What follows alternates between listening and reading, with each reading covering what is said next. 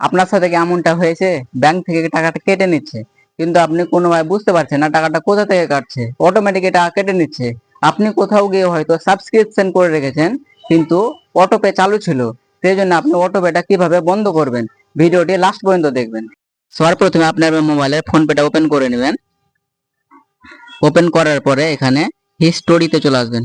হিস্টোরিতে আসার পর এখানে ধরুন 50 টাকা, এটা অটোপে অন আছে, এখানে ডান দিকে দেখছেন অটোপে লেখা আছে, এখানে আপনি ক্লিক করলেন। ক্লিক করার পরে এখানে ম্যানেজ অটোপে ক্লিক করে দিলেন।